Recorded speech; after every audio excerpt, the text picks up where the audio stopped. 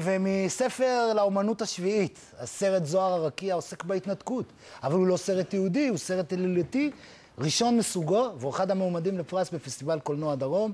שלום לבני גל, מפיק הסרט, הוא בעצם מפונה, נעקר מהיישוב חומש. ערב טוב. ערב טוב. אז בוא תספר לנו קודם כל, ככה, תן לנו תמצית, תקציר מנהלים של העלילה. אבל בלי הסוף, שיהיה לכם הפתעה להקרנה. טוב, הסוף כאלה אנחנו יודעים. אולי אתה לא יודע. הוקמו עוד כמה יישובים. הלוואי. הסרט שלנו בעצם עוקב אחרי דמות של פרח טייס מצטיין בשם אדם, שמתגייס מתוך הרבה מוטיבציות, טייס, להיות לוחם בחיל האוויר, וחשק המודיעים לו שהוא החניך המצטיין של הקורס, דקף מקבלת הכנפיים. הוא בעצם נקרא עם חבריו לאותו אימון של ההכנה המנטלית, רישיון הצבא, פצלם. ובעצם מגלה שהוא עובר איזשהו שינוי משימה, שינוי ייעוד. השינוי הזה מייצר אצלו איזשהו עימות עם הזהות הפנימית שלו, עם איזשהו חלום. אגב, זה סיפור אמיתי, אני יודע שהיו פלוגות של חיל האוויר, בתוכם היו גם טייסים שהשתתפו בפינוי? היו דווקא טייסים שהשתתפו, דווקא אנשים כאלה, ואולי גם נשאל מדוע.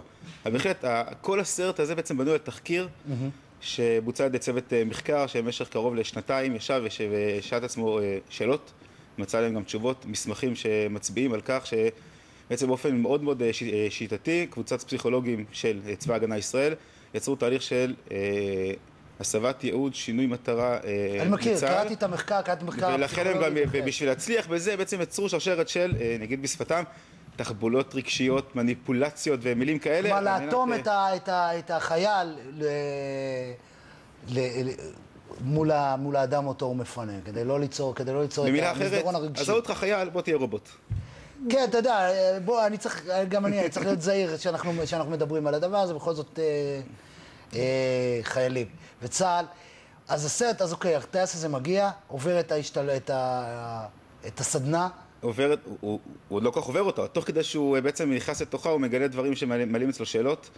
יש לו דמות הסבא שלו, שהיה מהטייסים הראשונים של חיל האוויר, איש אצ"ל שחווה את אלטלנה על בשרו. אגב, זה שחקן שמגלם את עצמו, הוא באמת היה איש אצ"ל, והיה באלטלנה וחווה את זה על בשרו. והסבא הזה הוא דמות שמצד אחד זה המורשת שלו, להיות טייס בחיל האוויר, הצלה עם הקרבות, הפלת המיגים המצריים בלא יודע איפה, בסיני. מצד שני, הסבא הזה גם הוא כנראה לא ברור שדעתו נוחה מכך שהנכד שלו הולך לבצע איזשהו מעשה אחר כנגד יהודי, יש פה איזשהו קריאה פנימית, חברה שבתמונה שגם שם העסק לא... ובעצם כל העלילה מתרחשת בהכנה? עוד לפני, לא מגיעים לרגע הפנימי. הסרט בכלל לא מגיע לשלב שבו החייל טוק טוק טוק דופק בדלת למשפחה. לך דפקו בדלת? כן. מי דפק לך בדלת? חיילים דפקו לי בדלת. לא טייסים. יותר נכון, חיילות. לא בדקתי מה יש להם מתחת לכיפה או לכובע. לא התנגדת באופן אקטיבי או... בוודאי. כן? כל בן אדם שמוציא אותו מהבית שלו, אז אני חושב שבאופן טבעי הוא יתנגד, הוא לא יעשה את זה... ואיך הגעת לרעיון? כלומר, אתה דווקא לקולנוע עלילתי ולא לתיעודי? תראה, זו באמת פעם ראשונה שמהצד, נקרא לזה, הלאומי, היהודי של המפה החברתית בישראל, בעצם מייצרים סרט שהוא עלילתי, והוא עוסק בסוגיות, לוקח סוגיה לאומית שבעיניי לצאת מנקודת מבט שלנו, של מה צה"ל עשה לי כמתיישב או המשטרה עשתה לי כמתנחל. אגב, למען הגילונות, היום אני תושב גבעת אסף ועוד פעם מועמד אולי לחס ושלום דבר כזה. רגע, לא נדמה לי, לא הוסדר גבעת אסף, לא הוסדרה? תבדוק באינטרנט קודם אולי קרה משהו. אותנו עניין לבדוק בסרט הזה בעצם מנקודת מבט של החייל, בעצם מנקודת מבט של מה עבר על צה"ל. אבל איך אתה לא נופל לדידקטיות? כלומר, עוד מעט נראה קטע, איך אתה לא נופל כאילו לעשות את זה? זה נכון מימין ומשמאל. קולנוע שהוא, אתה יודע, קולנוע מגויס. הוא יהיה משעמם, כי אתה לא בא לראות פלקט, אתה רוצה לראות סרט עם אנשים אמיתיים, רגשות אמיתיים. באמת, אנחנו עשינו עבודה לצאת מהמקום שלנו. איך אתה תסתכל מזה, מזווית אחרת. השחקנים שלנו ברובם הם לא שחקנים שגדלו, אתה יודע, עם הזקן והפאות. אז יאללה, אז אתה יודע מה? בוא, כדי שלא, אנחנו מדברים יותר מדי ומקשקשים, בוא נראה קטע מהסרט. מה נסגר איתך? תגיד לי. מה נסגר איתי? מה נסגר איתך? בוא'נה, בן אדם, תוריד את הקול שלך. תקשיב, אני רואה שקשה לך, אבל אתה חייב להבין דבר אחד פשוט. זאת כל המטרה של האימון הזה. שיהיה לך קשה. עכשיו שיהיה לך קשה. ואז תעשה את זה עוד פעם, ועוד פעם, ועוד פעם, ואז יהיה לך קל בשטח. אתה לא תרגיש כלום. כמו שאומרים אצלכם, קשה באימונים, קל בקרב. מי בדיוק האויב שלי בקרב הזה, אה? האמא או תינוק? אז כבר עם כל הרגשנות הזו. מה רגשנות? מה, אתה אשכרה לא רואה כמה זה חולני? 20,000 פעם אמרנו את זה, הצבא אינו בוחר את משימותיו. אולי בגלל שהמשימה היחידה שלו זה להילחם באויב? ונדמה לי שהקטע הזה תמצאת את הסיפור המרכזי שאז. עדיין אתה חש את הכאב, או אתה סולח כבר לצבא?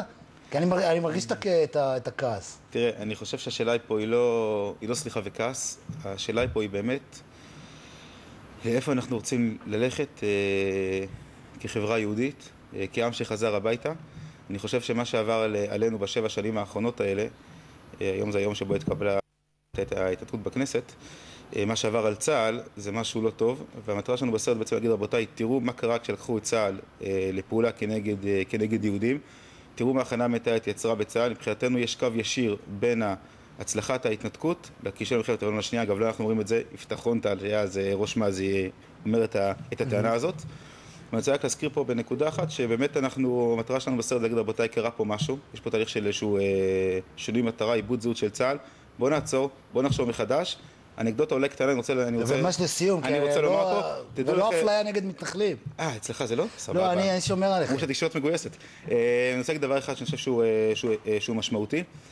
מסמכים שנחשפנו אליהם מראים שגם היום תחת ממשלת נתניהו פועלת בצה"ל הכנה מנטלית שמיישמת הלכה למעשה את המסקנות של הפסיכולוגים. טוב, זה אתה יודע, זה אתה אומר, אני לא יכול לדעת, אתה יודע, זו טענה שלך, צריך לבדוק אותה. אני מאוד מודה לך. ושיהיה בהצלחה עם הסרט. תודה רבה, אתם מוזמנים לצפות. אנחנו נצפה, תודה רבה.